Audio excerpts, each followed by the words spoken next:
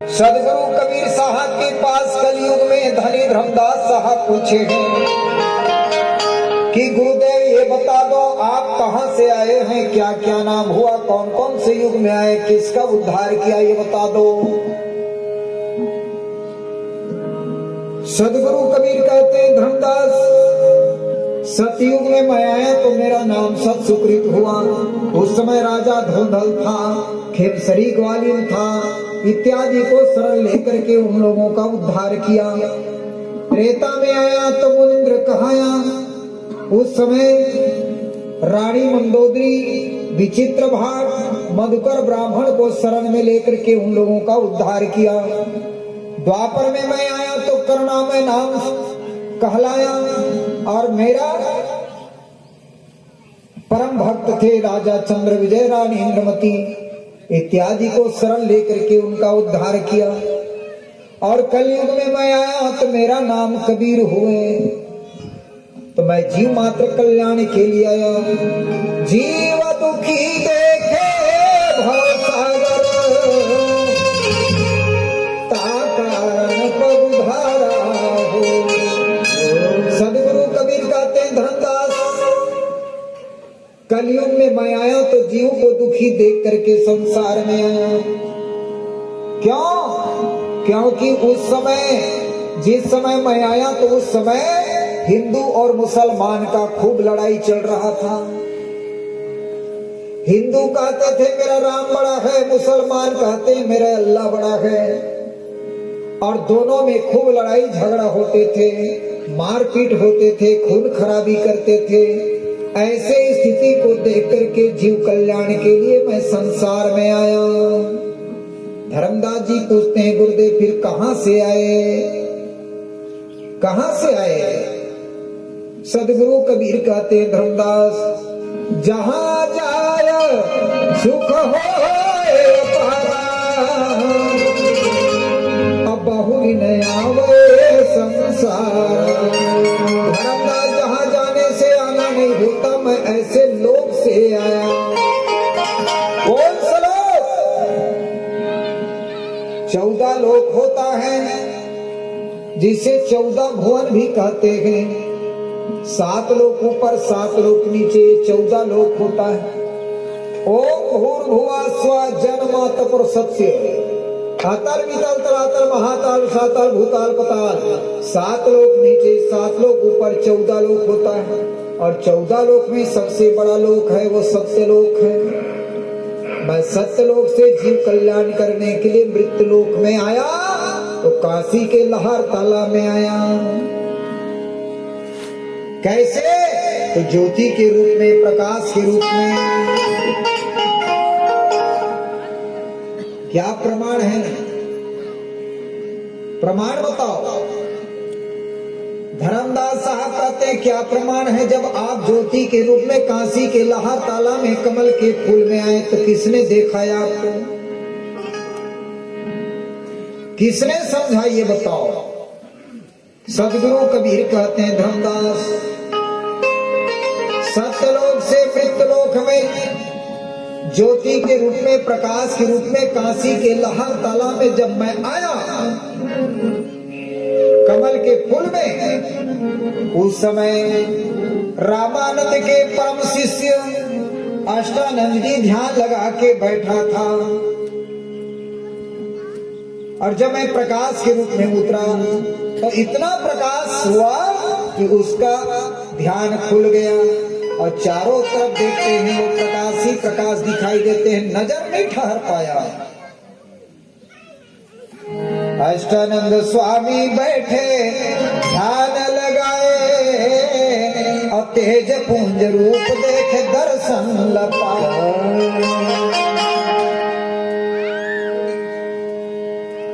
तब क्या हुआ? तो अष्टानंद जी अपने गुरुजी रामानंद के पास पूछने को गए। रामानंद काशी में प्रखंड विद्वान था, उनका 1484 चेला था काशी नगरी में। तो अष्टानंद जी अपने गुरुजी रामानंद के पास पूछने को गया, गुरुदेव मैं काशी के लाहौर ताला में ध्यान लगा के बैठा था, इतना प्रकाश उतरा, चारों तरफ प्रकाश ही प्रकाश नजर आया, लेकिन ये प्रकाश क्या हो सकता है ये मैं नहीं जान पाया। तो आप बता दीजिए। रामानंद तब ध्यान धरी, रामानंद जब ध्यान लगाते हैं तो उनको पता चलता है वो प्रकाश परमात्मा है, ईश्वर है। अष्टानंद जी, जो आपने प्रकाश देखा है वो परमात्मा है। आत्मा तो प्रकाश रूप है ना। झलके ज्योति झिलमिला, बिन बाती बिनते, चौहदी सूरज उदया, ऐसा अद्भुत खेल, जागृत रूपी जीव है, सतमद गहर गंभीर, अजर नाम बिन सह नहीं, तो हम सत। आत्मा प्रकाश है और आत्मा ईश्वर का अंश है। तुलसी महाराज कहते हैं ईश्वर अंश जीव अविनाशी, अचेतन अमल सहज सुख राशि है। तो ईश्वर का अंश ईश्वर होता है। तो आत्मा प्रकाश है। साहब जो है प्रकाश के रूप में आए, कहां से? सत्यलोक से। और सत्यलोक की शोभा कैसे है? सत्यलोक की ऐसी बाता,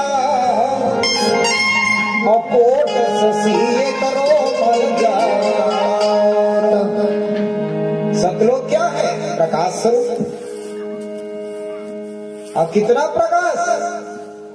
साहब उदाहरण देके बताते हैं, कोटि शशि एक रो मल जाता। एक बाल, जैसे हमारे शरीर में कितना बाल है, एक बाल में करोड़ों चंद्रमा का प्रकाश है, तो हमारे शरीर में कितना रोम है, इतना प्रकाश है। धर्मदास साहब कहते हैं फिर क्या हुआ गुरुदेव ये बताओ। रामानंद बताया धर्मदास जी अष्टानंद को, वो प्रकाश देखा है, वो परमात्मा है, ईश्वर। और इधर होता क्या है? नीरू नाम के जोलहा गमन किए घर आए। नीरू नाम के जोलहा प्रथम बार गौना लेकर के नीमा को वापस ला रहे हैं। नीमा को रास्ते में प्यास लगे हैं, नीमा पानी पीने के लिए कहते हैं। नीरू और नीमा जो है पानी पीने के लिए वही काशी के लाहौर तला में पहुंचते हैं और पसर पे पानी पीते हैं। पसर में पानी पीते पीते एक नन्हा बच्चा की किलकारी की आवाज सुनाई दिया। फिर क्या हुआ? नीरू और नीमा को वो दिखाई नहीं दिया। तब सदगुरु कबीर कहते हैं धर्मदास मैं वो रूप को बदल दिया, वो प्रकाश को बदल दिया और मानव को धारण किया। छोड़े म लोक की काया और नर के रूप धरी गया। मैं वो लोक की काया को, प्रकाश को छोड़ दिया और मानव का रूप धारण किया, क्योंकि मानव को चेताना है, मानव को समझाना है, तो मानव का रूप धारण किया, एक बच्चा का रूप धारण किया और जोर जोर से चिल्लाया। जोर जोर से आवाज सुन करके नीरू नीमा का दृष्टि पड़ा, नीमा का मैत्री भाव जगा, तुरंत पानी में उतर गया। अब पानी में उतर करके मुझे पकड़ लिया।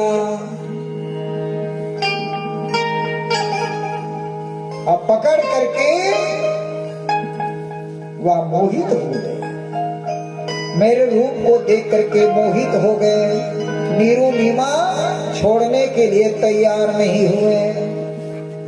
माता नीमा इतना मोहित हुए कि छोड़ नहीं पाए।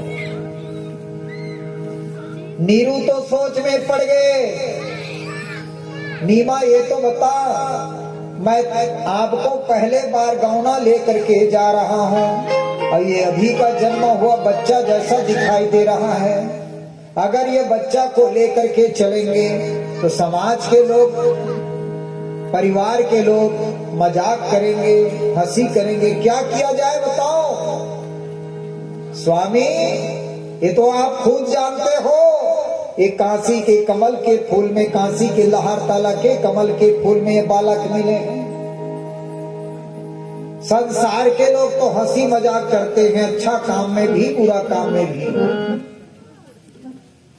इसलिए इस बालक को लेके चलते हैं। नीरू कहे नहीं, लोक लाज की डर है, समाज की डर है। तो क्या कहते हैं नीरू, छोड़ दो यहीं पर। नीमा कहे ये मैं बिहड़ जंगल है, हिंसक जानवर आएगा, इसको मार डालेगा तो हम लोगों को पाप लगेगा, जानत में पड़ दोष है। जानबूझ कर के बच्चा को छोड़ेंगे, बच्चा कहीं मर जाए तो हम लोगों को पाप लगेगा, इसलिए बच्चा को ले चलते हैं। नीरू कहे नहीं, डारो डारो यहाँ बालक, मानव भजना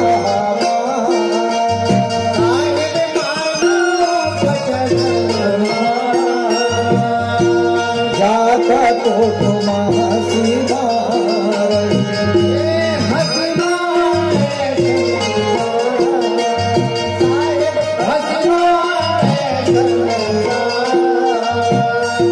जाते तो तुम हंसी। इस बालक को छोड़ दो, चलो। नीरू के कहने पर नीमा बाल स्वरूप सदगुरु को छोड़ने के लिए तैयार हो गए। उसी समय बाल स्वरूप सदगुरु बोल बैठे, बालक देहो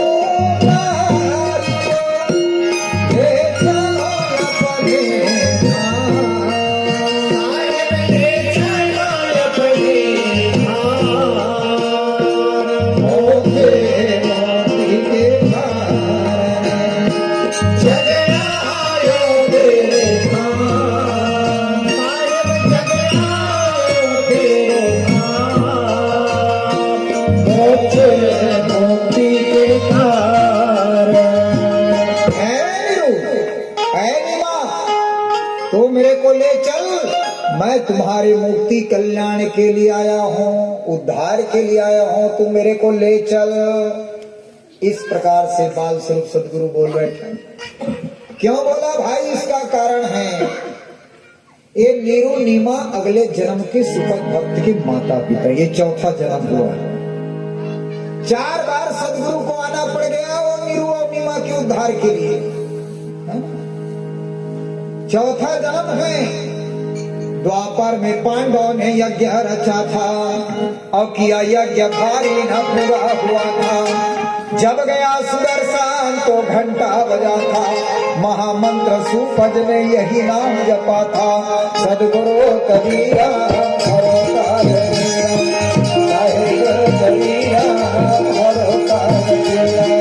सतगुरु कबीरम हरो काल तीरम, साहेब कबीरम हरो काल तीरम, सतगुरु कबीरम हरो काल तीरम।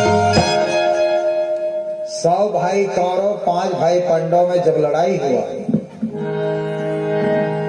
100 भाई कौरव मारे गए, 5 भाई पांडव विजय हो गए।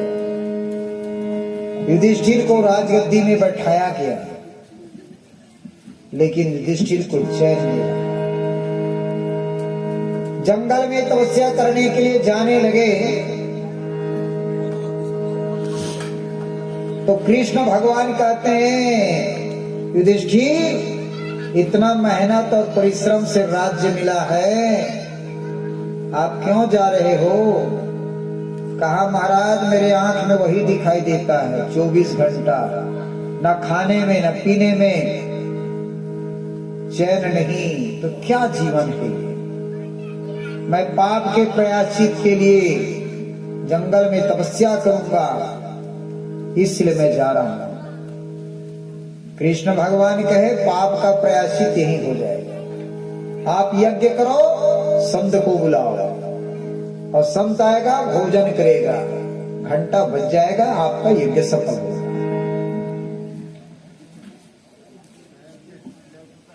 सुपज भक्त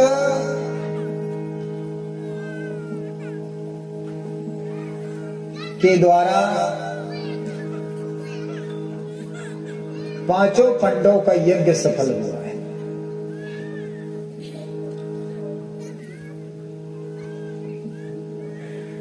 वही सुपज भक्त के माता पिता हैं नरहर लक्ष्मी, जो कर्रा के घर में जन्म लिया था। पहला जन्म कर्रा के घर में जन्म लिया था।